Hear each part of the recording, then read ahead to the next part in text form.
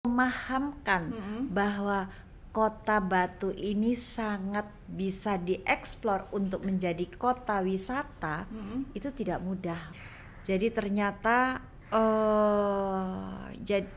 itu adalah akumulasi dari penumpukan sampah hutan yang kemudian membuat sumbatan di alur-alur jalannya air ketika hujan. Ketika pohon yang diperhutani itu ada di situ, jatuh pun itu tidak boleh sembarang orang mengeluarkan dari hutan tersebut.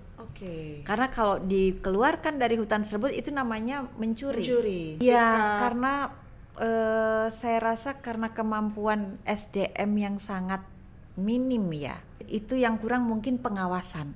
Jadi di setiap kecamatan, desa, kelurahan itu kita seharusnya punya pengawas yang memantau pembangunan itu di wilayahnya masing-masing. Ketika ada yang membangun di tempat yang terlarang, itu segera untuk dilaporkan dan cepat dihentikan.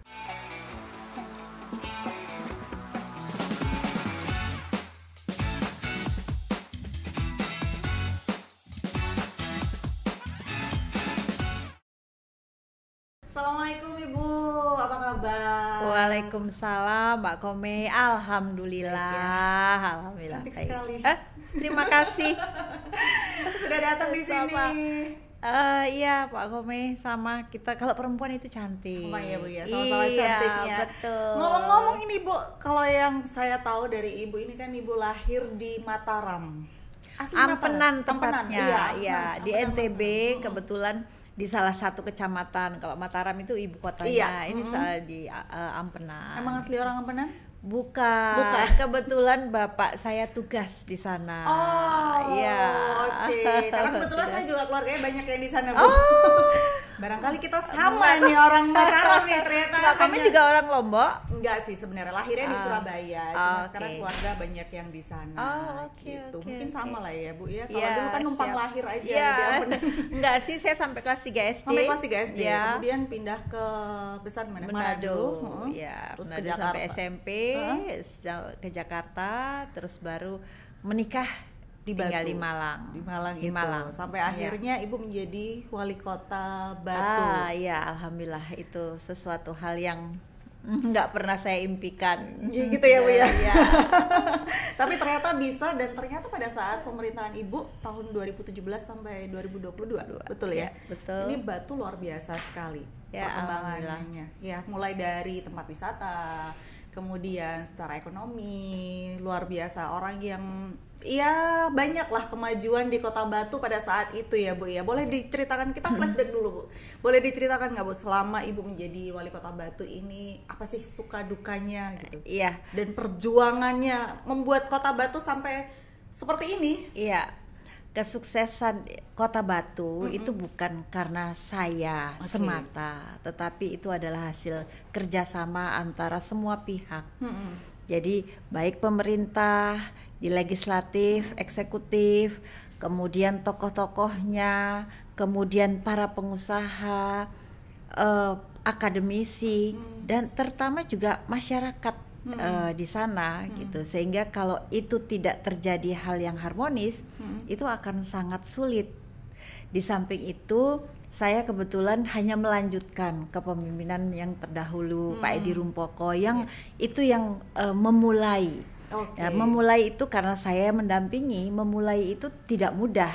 Kalau saya walaupun menjaganya dan melanjutkan itu juga tidak mudah juga, tetapi memulai memahamkan bahwa Kota Batu ini sangat bisa dieksplor untuk menjadi kota wisata, itu tidak mudah. Orang tadinya yang petani, kemudian dibilang selain petani bisa loh kota ini dijadikan sebuah tempat yang sangat indah, yang sangat bisa dinikmati oleh semua orang. Itu mereka tidak berpikir sampai bisa kemudian mendatangkan jutaan orang, bahkan sekarang sudah 10 juta setahun ya. Tapi itu yang sosialisasi itu yang tidak mudah. Selain sosialisasi juga merencanakan mau dijadikan seperti apa wisatanya itu juga sesuatu hal yang lain. Nah, gitu. kalau kita bicara tentang pertanian Kota Batu, Bu, saya sempat mungkin 2 tahun yang lalu ya Bu ya, saya sempat main ke Kota Batu. Itu ada cerita dari seorang petani, tapi ini lebih ke petani bunga ya Bu ya, yang tadinya mereka ini hanya menjadi petani bunga aja, kemudian menjual bunganya, sekarang bisa merubah satu kawasan, saya lupa itu namanya apa ya waktu itu. Sidomulyo. Mungkin ya Sidomulyo ya Bu ya. Sidomulyo. Satu kawasan itu sampai akhirnya para petani-petani ini bisa mendatangkan banyak sekali wisatawan. Mereka tidak hanya menjadi seorang petani aja ternyata, tapi mereka juga bisa menjadi seorang pebisnis juga ya Bu ya. Iya, ada petani. Dan lucunya warga Batu itu, orang-orang di Batu itu, petani itu yang kemudian bisa menjual bunganya dengan harga yang dengan omset yang luar biasa, tidak merasa mereka itu pebisnis, tetap menjadi petani. Begitu.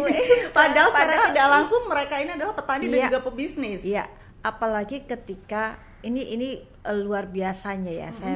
Saya sangat bersyukur ketika COVID. Wisata itu boleh dibilang mati, bukan mati suri lagi. Mati. Justru petani bunga ini, termasuk juga petani sayurnya, itu yang luar biasa menopang perekonomian Kota Batu. Dengan cara apa? Orang-orang yang akhirnya waktu bekerja harus dari rumah, WFH, tidak bisa keluar rumah, nggak harus ke kantor, yang tiap hari tidak pernah melihat rumahnya dengan seksama, bahwa ternyata tamannya itu nggak bagus, tidak terpelihara, kemudian rumahnya ternyata kurang cantik, tidak membuat dia betah di rumah.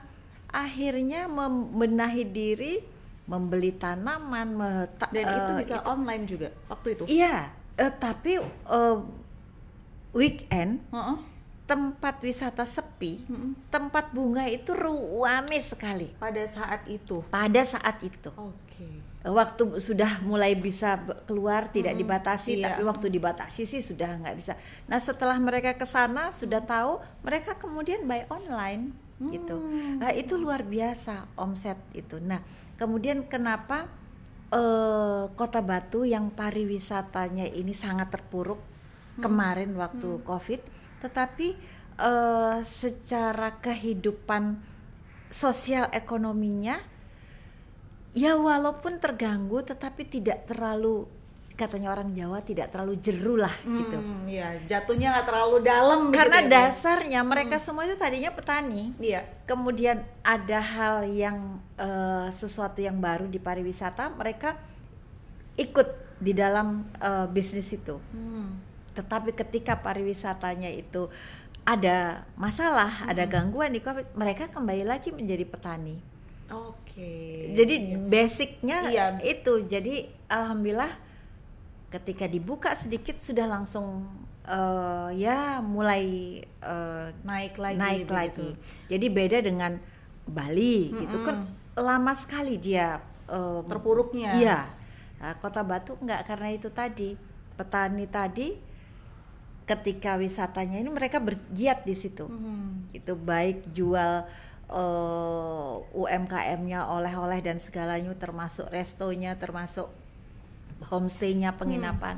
Tapi ketika tidak ya jadi petani lagi. Berarti Batu tanpa Dewanti Rumpoko apa kabar begitu ya Bu? Enggak lah. Ini kan waktu masa kepemimpinannya Ibu ya, kebetulan pada saat COVID itu kan. Iya, itu luar biasa, 2 tahun setengah, hampir 3 yang luar biasa. Tapi alhamdulillah kita bisa melaluinya dengan Iya. Dan sampai sekarang Sidomulyo masih semakin berkembang Ibu. Oh iya, semakin berkembang, dan saya bersyukur sekali dampak dari COVID itu Sidomulyo, teman-teman petani itu akhirnya semakin terkenal karena banyak yang online. Jadi tidak perlu lagi perlu lagi harus ke sana, dan mereka sudah tahu kualitas dari tanaman yang ada di Batu. Jadi mereka sudah punya jaringan yang luar biasa. Jadi nggak cuma kita mendapatkan dampak negatifnya aja ya Bu ya, dari COVID ya Bu ya. Karena memang Sidomulyo sudah ada sebelum COVID, dan mereka ini sudah diajarkan bagaimana cara berbisnis selain menjadi seorang petani. Jadi ketika ada COVID, kemudian apa waktu itu namanya social distancing ya, nggak boleh ketemu banyak orang, bahkan harus di rumah segala macam. Mereka udah nggak apa-apa, ini udah ada nih modalnya, tinggal walaupun dijual sehari online 2 aja. hari shock sih, tapi habis itu Luar biasa. Yes. Itu kalau kita lihat Batu dari sisi pertaniannya, kemudian dari sisi pariwisatanya, ini kan otomatis banyak ya, banyak Ibu. Kalau saya lihat perkembangan pariwisata di Batu juga cukup pesat. Kemudian villa-villa di Batu juga banyak sekali. Nah ini gimana Bu? Boleh diceritakan sedikit? Iya, sebelumnya mungkin saya perlu menyampaikan bahwa luas kota Batu dengan kota Malang itu hampir sama. Oke. Lebih luas sedikit kota Batu. Tetapi ini ada tetapinya. Apa ini? Kalau di kota Malang itu semua bisa terbangun dengan tidak ada masalah. Oke. Karena datarannya relatif datar. Nah, kalau kota Batu dari 100% luas wilayah yang hampir 200 km persegi, itu 60% itu hutan. Oke. Jadi yang hanya bisa dieksplor itu 40%. Hanya 40% aja. Nah, di 40% itu yang dataran yang rata itu sedikit sekali. Yang lain itu tebing-tebing ya, bisa dilihat lah. Apalagi kalau sudah ke Sumber Brantas ya, ke Torongrejo itu sudah nah, ini yang kemudian menjadi sebuah persoalan yang harus betul-betul dijadikan perhatian. Oke. Karena apapun 40% itu ada yang tanah yang memang bisa dibangun, tetapi ada yang bahaya untuk dibangun di perengan, di pinggir sungai dan segala macam. Nah, untuk itulah RT RW di situ harus betul-betul strict untuk menerapkan itu agar supaya situasi kondisi kota Batu yang adem itu hijau itu terus terjaga. Jadi gitu, memang kalau kita mencoba membandingkan Batu dan juga Malang begitu ya Bu ya, dari 100% lahan di kota Batu dan di kota Malang, ternyata yang ada di Batu ini hanya 40% saja yang bisa dikembangkan. Betul. Untuk pembangunan apapun itu, tempat pariwisata maupun pemukiman, villa atau apapun itu. Sementara kalau Malang ini rata-rata relatif bisa dikembangkan semuanya. Nah, dari 40% yang hanya 40% yang bisa dikembangkan ini, pada saat Ibu menjadi wali kota Batu, apa sih Bu kendalanya? Apakah ternyata banyak nih investor yang melanggar? Begini Mbak, sebetulnya kalau yang terakhir-akhir ini boleh dibilang untuk investor yang melanggar itu pasti akan berpikir. Tetapi sebelum kota Batu ini menjadi kota sendiri, itu sudah banyak bangunan-bangunan yang tadinya sebetulnya itu lahan hijau itu sudah ada. Itu yang harus diatur kembali dengan baik. Nah, kalaupun ada yang sebetulnya itu tadinya harusnya lahan hijau tetapi sudah menjadi sebuah perkampungan, itu memang harus dirubah apapun, dan itu tidak apa-apa dirubah selama 5 tahun sekali. Tetapi dengan satu syarat, itu memang layak, jadi tidak membahayakan bagi pengguna. Harus memperhatikan amdalnya ya. Iya, betul. Itu yang penting seperti itu. Sehingga ya kalau umpamanya ada investor yang mau ke Kota Batu, itu betul-betul harus melihat apa sih lahannya ini, peruntukannya. Kalau umpamanya hijau, kalau ini lebih baik tidak usah, karena kita biar sama-sama menjaga lingkungan seperti itu. Karena dampaknya ketika kita tidak mentaati itu akan rugi ke masyarakat sendiri gitu, ke kita, dampaknya ke kita masyarakat sekitar akan Batu juga ada ya, Bu, banjir, ada akan tanah longsor dan sebagainya. Nah, kalau kita bicara tentang dampak Ibu ya, kalau di masa kepemimpinan Ibu ini selain kesuksesan dan juga perkembangan Kota Batu yang luar biasa sekali, juga pasti ada masalah-masalah terutama tentang lingkungan. Mulai dari krisis air bersih ya, terus kemudian ada banjir. Krisis air bersih ini pun juga sebenarnya salah satu dampak dari pembangunan yang tidak memperhatikan AMDAL tadi itu, bukan sih Bu? Iya, antara lain gitu. Ya. Nah, Tapi sebetulnya begini, memang di Batu itu ada daerah yang punya sumber air banyak, tapi ada juga yang tidak punya. Gitu. Yang daerah atas itu kebanyakan malah justru susah gitu. Nah, ini yang harus dipikirkan untuk membuat sistem pengairan ini bisa merata. Nah, dalam hal ini pemerintah Kota Batu dengan PDAM harus memikirkan itu. Mana daerah yang banyak sumber airnya kan besar sekali, bahkan Kota Malang itu salah satu sumber airnya itu dari Batu. Karena kan Kota Malang tidak punya. Itu dengan gravitasi aja langsung sudah ke Kota Malang dan airnya sangat jernih sekali.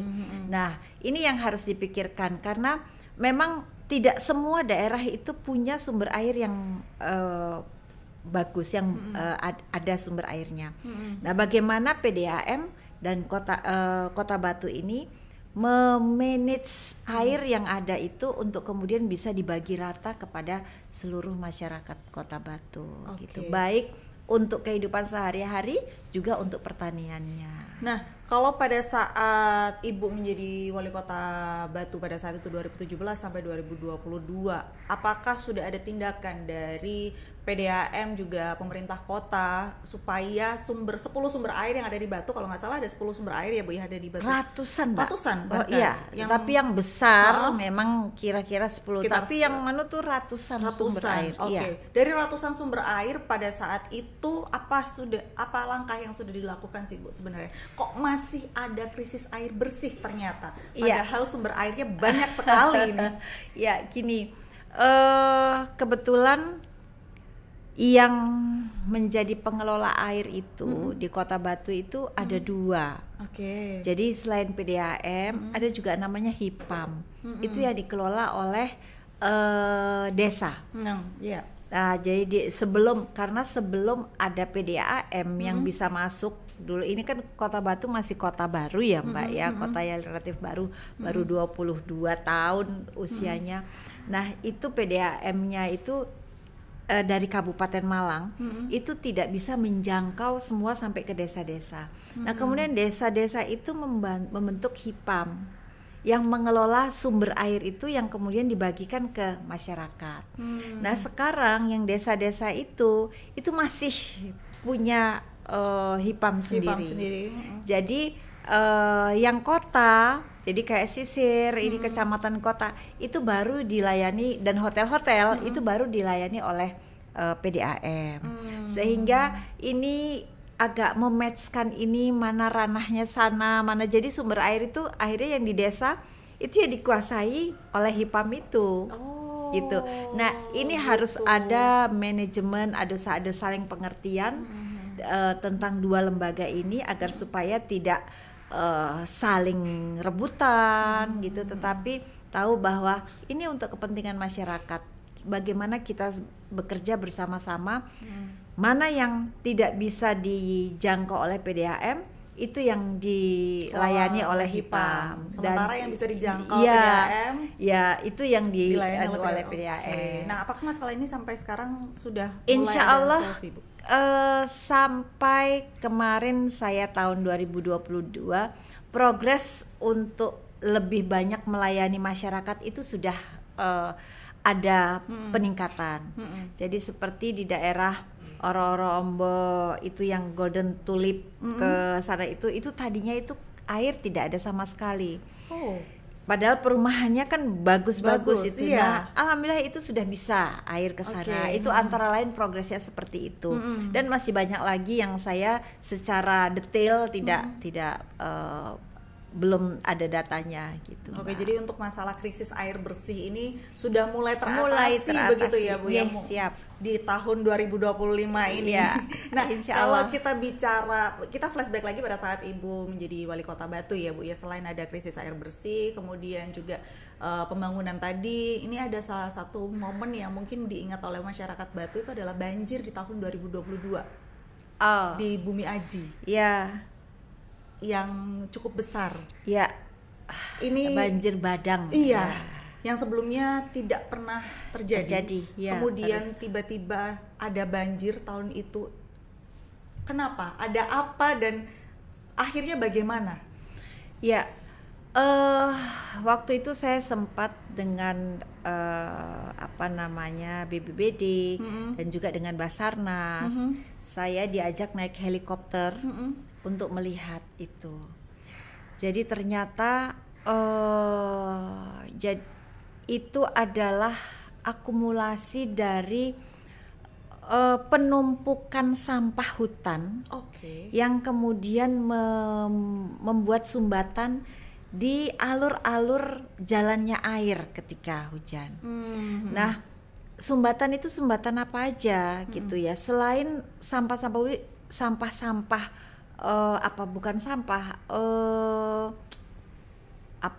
daun-daun kering, batang-batang kering, itu juga ada pohon-pohon yang beberapa tahun lalu itu tumbang, terbakar. Oh, terbakar.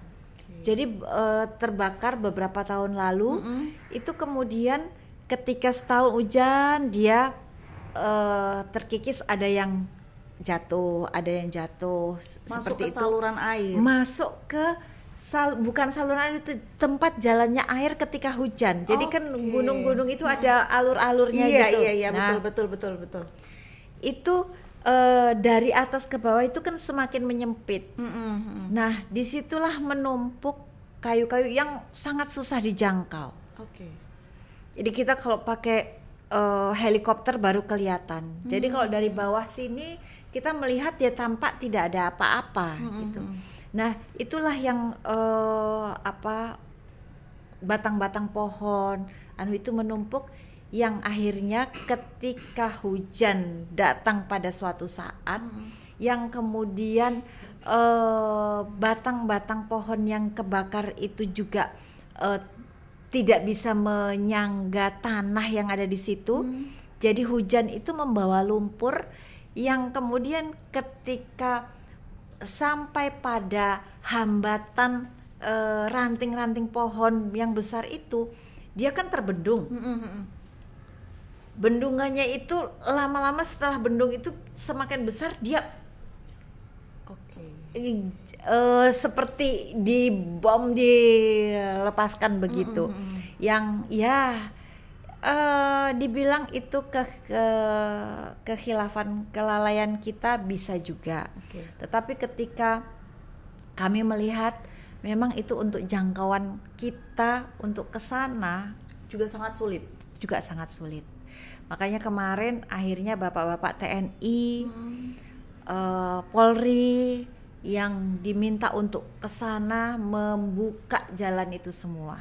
Karena terus terang kalau kita orang awam biasa itu nggak bisa, sangat sulit begitu ya, Bu? Iya, jadi itu tentara yang ke sana untuk membuka jalan itu, dan memang kayunya itu 5 meter, 7 meter dengan lingkar, besar-besar ya, jadi nutupin itu luar biasa. Akumulasi tapi itu ya, Bu, itu ya? Tahunan akumulasi ketika terbakar beberapa tahunan yang lalu. Itu pelajaran.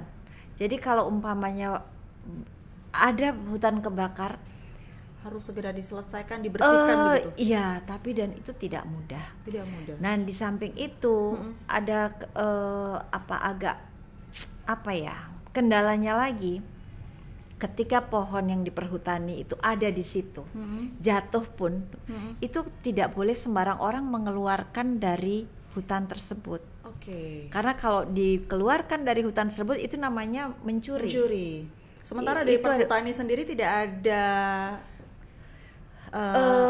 usaha begitu. Iya, karena saya rasa karena kemampuan SDM yang sangat minim ya. Jadi tidak mungkin membersihkan selain SDM, peralatan, dan sangat sulit lokasinya. Jadi ini adalah hal yang panjang dan harus dipikirkan dengan seksama. Itu di tahun 2022, kemudian sekarang sudah 2025, apakah tahun 2000?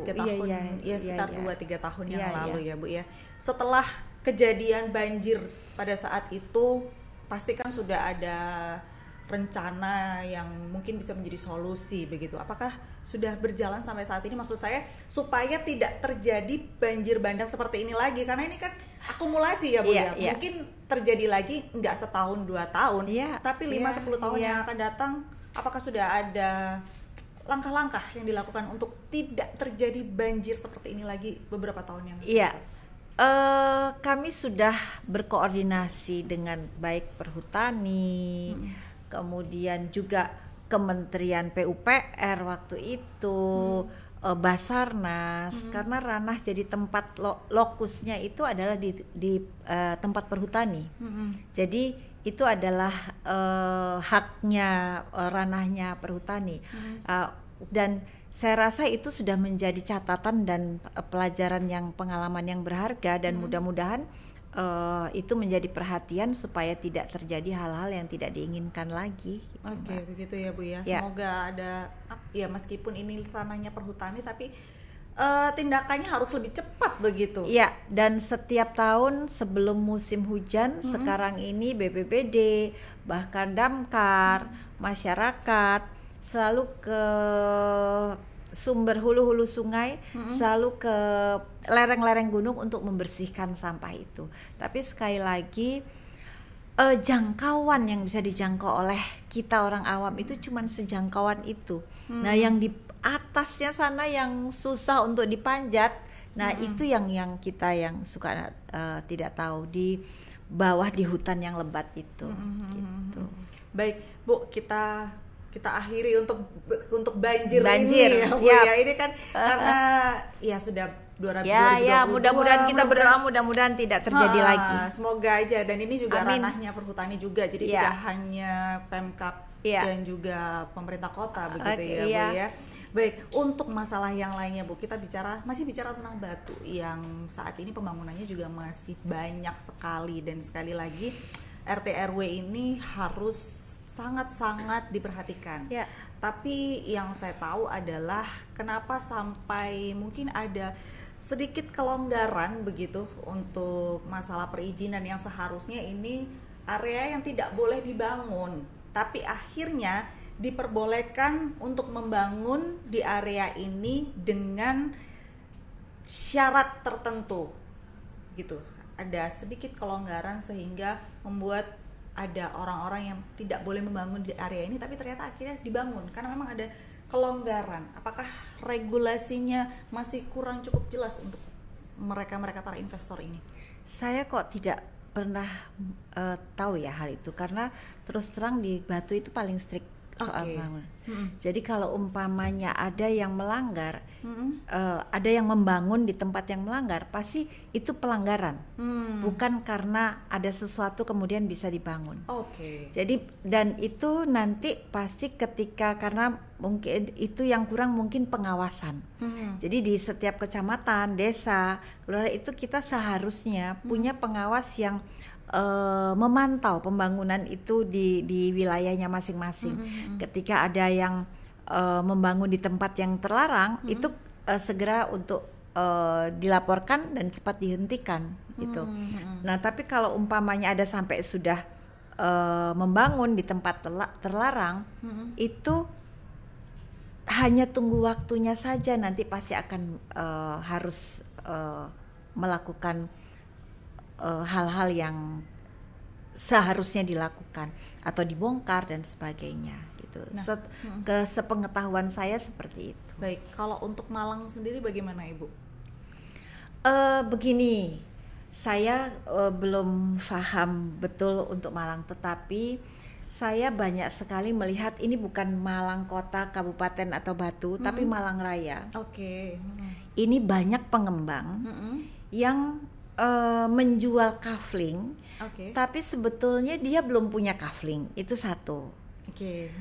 Jadi dia menjual tanah ini, taunya karena ada beberapa teman saya yang ternyata sudah membeli dan zong gitu. Itu belum, nggak ada tanahnya di mana. Kedua, ada tanahnya, ternyata tanah tersebut tidak peruntukannya untuk perumahan. Jadi dijual, ini kafenya Nah, pembeli tidak tahu bahwa tanah tersebut itu di situ tidak diperuntukkan untuk perumahan. Nah, hal-hal tersebutlah yang harusnya sebagai konsumen itu harus waspada. Ketika ada pengembang menawarkan produknya, harus tahu kredibilitas pengembang tersebut. Nah, kalau umpamanya mau membeli gitu ya, kalau perlu kita harus komunikasi atau mencari informasi ke Pemkot, baik Malang, kabupaten, kota maupun Batu, apakah tanah ini sudah milik pengembang, kemudian sudah izin apa memang peruntukannya perumahan. Itu konsumen rasanya harus mencari informasi seperti itu agar supaya hal-hal yang tidak diinginkan itu tidak terjadi. Karena selama ini sampai sekarang, sampai ada yang sudah bertahun-tahun sudah membayar tanahnya, itu akhirnya belum diserahkan tanahnya, karena masih bermasalah itu karena masih belum jelas seperti itu. Nah, ini juga saya mohon kepada pemerintah kota semua itu ikut juga menjadi orang yang memperhatikan itu. Kalau ada pengembang yang menjual tanah ini langsung dilihat apakah secara kepemilikan izinnya sudah. Kalau enggak, langsung dia promosi bilang itu belum lengkap izinnya, itu belum berizin, itu jadi masyarakat juga terbantu. Jadi sama-sama seperti itu. Baik, gitu. Kalau misalkan sudah ada, ini kan ada tadi beberapa temennya ibu yang sudah kecewa begitu ya, merasa dibohongi. Nah, karena mungkin beliau adalah temannya ibu, bisa cerita ke ibu. Tapi untuk masyarakat yang lainnya yang mungkin dengan kasus yang sama, oh ternyata saya beli tanah di sini, ini ternyata zonk dan lain sebagainya, apa yang harus mereka lakukan sih Bu untuk laporan atau meminta bantuan pemerintah begitu? Harus kemana dulu nih prosedurnya? Pertamanya mungkin mencari konfirmasi kepada pengembang. Ketika itu tidak bisa dilakukan, itu kemudian mencari informasi kepada pemerintah kota kabupaten setempat. Bagaimana dengan pengembang itu, siapa yang punya? Kalau sudah tidak bisa, ya terpaksa dilaporan ke APH. Nah, itu adalah pembohongan, apalagi ketika dia sudah memberikan sejumlah uang, kan sudah bertransaksi ya Bu ya, itu penipuan. Gitu. Baik, semoga nggak ada lagi nih Bu ya. Tapi memang kadang-kadang orang ketika murah, ketika itu sebenarnya apa sih Bu sebenarnya oknum-oknum yang seperti ini? Mungkin tidak hanya di Malang Raya atau di Batu aja, di beberapa tempat wisata lainnya di Jawa Timur kan banyak sekali tempat wisata, nggak cuma Batu atau Malang begitu ya Bu ya, mungkin di dataran tinggi lainnya di Jawa Timur. Nggak hanya di tempat wisata, kalau perumahan itu di semua tempat. Semua tempat. Jadi begini, tapi yang jelas sebetulnya developer yang benar itu banyak developer yang bagus. Makanya kalau umpamanya mau membeli di perumahan, mungkin bisa kontak REI-nya. Organisasi Real Estate Indonesia. Apakah mereka itu tergabung dalam situ? Ketika sudah di REI, otomatis ada jaminan lah dia tidak berani untuk melakukan hal-hal yang tidak bagus begitu. Nah, tapi ini yang melakukan ini kan memang orang yang punya tujuan untuk menipu. Iya, betul. Jadi bukan developer beneran, tapi mengemas dirinya sebagai developer gitu. Nah, ini juga yang harus hati-hati. Dan saya juga minta ke REI. Jadi kalau umpamanya ada pengembang yang itu bukan anggota REI, coba bukan hanya membesarkan orang, tapi juga sebagai Satpol PP-nya developer lah. Jadi kita saling bekerja sama untuk membantu. Baik. Gitu. Nah, Bu, kalau kita bicara tentang tempat pariwisata di Jawa Timur ya Bu ya, tidak hanya Malang dan Batu. Kebanyakan tempat pariwisata di Jawa Timur, terutama di dataran tinggi, itu kan pasti akan ada pembangunan demi meningkatkan wisatawan untuk datang ke sana. Apapun itu bentuk pembangunannya, entah tempat wisata baru atau villa baru. Nah, ini bagaimana caranya supaya tempat-tempat wisata seperti ini tidak ada pelanggaran pembangunan seperti yang mungkin terjadi di Batu atau di Malang begitu? Ya, satu, supaya pemerintah masif dan nggak ngawur gitu. Iya, pemerintah kotanya harus punya tim yang setiap hari melakukan tugasnya, memeriksa situasi kondisi. Oke. Ketika sudah lahan hijau, dia kan sudah punya tahu lahan hijau itu di sini. Ketika itu sudah langsung tahu pembangunan itu kan terlihat. Nah, ketika tim satgasnya ini keliling kerja, itu pasti ketika dia baru mulai menaruh pasir saja, menaruh batu saja di lahan hijau, itu sudah langsung dicegah, bisa dicegah. Jadi intinya ya keaktifan dari satgas pembangunan ini, Mbak. Iya, supaya gitu. tidak ada pembangunan yang masif dan ngawur. Betul, begitu ya Bu ya. Betul. Tapi sejauh ini selama yang Ibu tahu aja deh di Jawa Timur, sudah adakah pembangunan seperti itu dan apakah sudah ada tindakan dari pemerintah kota atau kabupaten? Pernah dulu di Batu, pernah ada sebuah tempat, bukan tempat wisata, yang melanggar sepadan jalan, melanggar gitu, itu akhirnya dibongkar, Mbak. Akhirnya dibongkar? Ya, akhirnya itu dibongkar. Makanya saya rasa marilah kita sama-sama mentaati aturan, regulasi, agar supaya kita sama-sama tidak dirugikan. Oke. Gitu. Itu aja intinya. Karena siapapun yang melanggar pasti dia bukan merugikan hanya orang lain, tapi nanti dirinya sendiri pun akan rugi. Gitu. Apa sih Bu yang sebenarnya membuat mungkin para oknum yang melanggar regulasi ini akhirnya adalah melanggar? Apakah regulasinya mungkin terlalu sulit atau bagaimana? Enggak, kalau regulasi itu kan ya memang untuk ditaati, bukan terlalu sulit. Tapi ketika umpamanya lahan hijau, lahan yang tidak boleh, itu tempatnya itu sangat indah, sangat punya. Nah, itu akan mengusik. Membuat orang sesuatu, waduh ini kalau jadi itu hal-hal seperti itu gitu, jadi Mbak. apa lebih ke egonya masing-masing, begitu ya Bu ya. Betul. Agak susah berarti ya kalau enggak juga, kalau kita paham bahwa aturan ini demi kebaikan, insya Allah itu tidak. Tapi kalau orang tidak mempunyai pemikiran ini, bahkan mohon maaf serakah, nah itu yang menjadi masalah. Susah kalau udah berurusan dengan orang-orang serakah ini ya Bu ya. Tapi Bu, kalau misalkan kita bicara tentang regulasi pembangunan ya RT RW ini tadi ya Bu ya, di Jawa Timur sendiri bagaimana menurut pendapat Ibu? Apakah saat ini lahan-lahan yang seperti di Batu tadi 40% yang hanya bisa dikembangkan, kemudian 60% ini benar-benar tidak bisa dikembangkan begitu? Apakah emang 60% ini udah saklek nih Bu? Benar-benar nggak bisa diapa-apain nih, atau mungkin nanti seiring berjalannya waktu ada caranya ini ternyata? Itu setiap 5 tahun akan ada revisi, akan ada perbaikan. Dan perbaikan itu perubahan.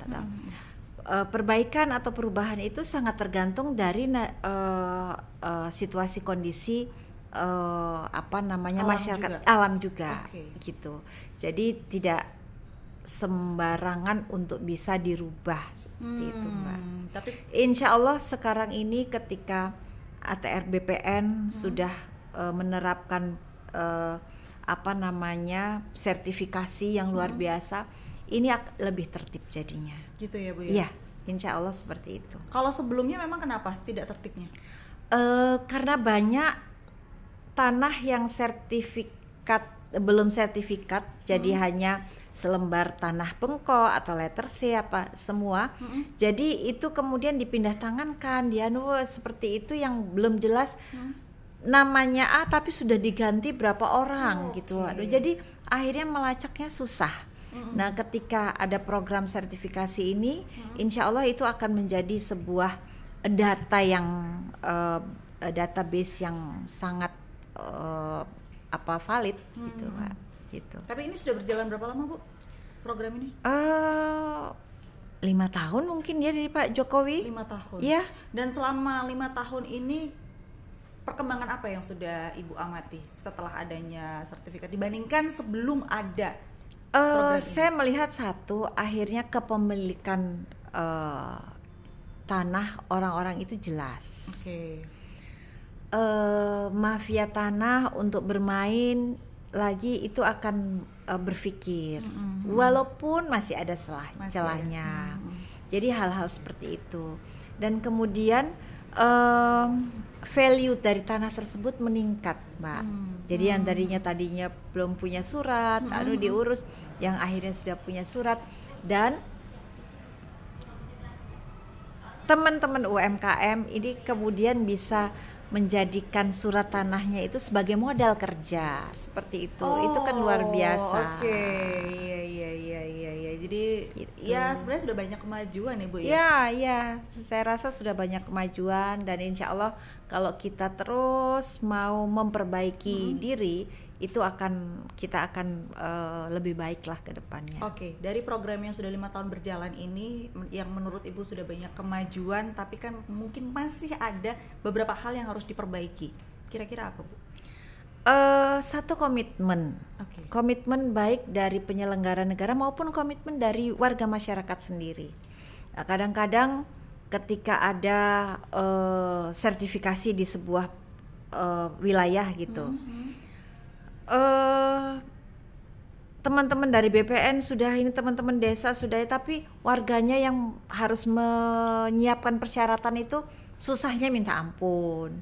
Atau sebaliknya, masyarakatnya ini ya aparatnya yang masih terlalu sibuk. Jadi itu hal-hal, tapi mudah-mudahan lah semua ini kedepannya sudah lebih baik lagi. Lebih baik lagi begitu ya Bu. Kalau kita bicara tentang pembangunan di Jawa Timur Ibu, pembangunan apa yang harus mungkin saat ini menjadi prioritas untuk diperbaiki atau dikembangkan begitu? Ya, saya melihat Jawa Timur ini belum punya sebuah pasar yang mengakomodir seluruh hasil bumi dari kota-kota di Jawa Timur. Jadi semua produknya yang unggulan itu ada di situ, yang kemudian itu bisa dipasarkan ke seluruh Indonesia, bahkan ke luar negeri. Semacam pasar induk berarti. Ya, walaupun dulu Pak Dekarwo sudah menginisiasi, tapi sekarang masih belum berjalan. Mudah-mudahan lah ke depan itu akan bisa dihidupkan lagi. Nah, ketika itu hidup, petani-petani kita yang di desa, dari setiap kota itu bisa langsung mengirim ke sana, yang di sana pemerintah provinsi yang menyebatani untuk menjual ke daerah-daerah lain. Itu sesuatu yang luar biasa. Itu ya Bu ya. Ini adalah sebuah harapan dari seorang Ibu Dewanti ya untuk pembangunan Jawa Timur ke depannya. Tapi Bu, kalau kita bicara tentang pasar, mungkin semacam pasar induk ya, yang bisa mewadahi seluruh hasil bumi di Jawa Timur. Pasti kan Jawa Timur ini kan nggak cuman daerah sini aja, dari Banyuwangi, Pacitan ini kan jauh sekali Bu untuk didatangkan ke pasar induk. Pasti. Begini, ketika kita sudah punya tempat berkumpul berjualan, yang kemudian orang luar dari Papua dari mana itu tahu, dia kan tidak usah susah-susah mau ke Banyuwangi. Jadi kita kan memudahkan orang yang mau membeli gitu.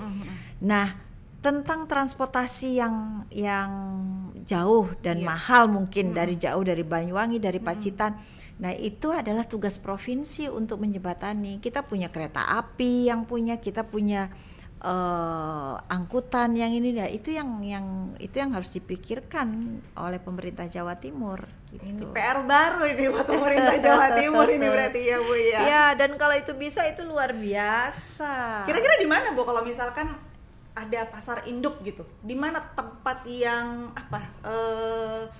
yang bagus mungkin menurut Ibu, yang lebih gampang dijangkau oleh para wisatawan?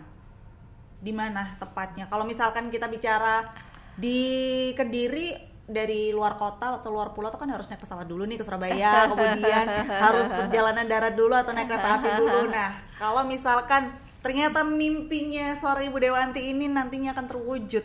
Ada pasar induk yang bisa mewadahi seluruh hasil bumi di Jawa Timur. Kira-kira ada di mana pasar?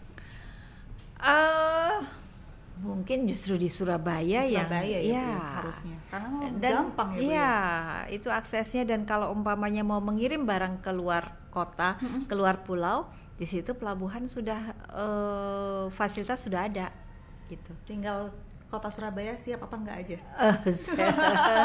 Surabaya itu sudah punya semuanya, jadi pasti insya Allah siap. Insya Allah siap begitu ya Bu ya. Ini PR yang mungkin berat juga untuk pemerintah ya, karena enggak, kalau kita mau punya niat dan insya Allah ke semua daerah itu sangat senang, pemerintah provinsi hanya tinggal memfasilitasi. Karena nantinya ekonomi di Jawa Timur pasti akan lebih maju lagi ya Bu. Iya, dengan adanya pasar induk sangat gitu. Wisatawan hanya butuh datang ke satu tempat aja, tapi sudah bisa menikmati banyak hasil bumi dari seluruh Jawa Timur. Bukan wisatawan aja, tapi pembeli yang besar-besar itu, distributor itu ke situ semua. Dan sekali lagi ini juga mengajarkan para petani di Indonesia, di Jawa Timur ya. Kalau tadi seorang Ibu Dewanti mengajarkan petani di Batu tidak hanya menjadi seorang petani aja, tapi bisa menjadi seorang pebisnis, pengusaha.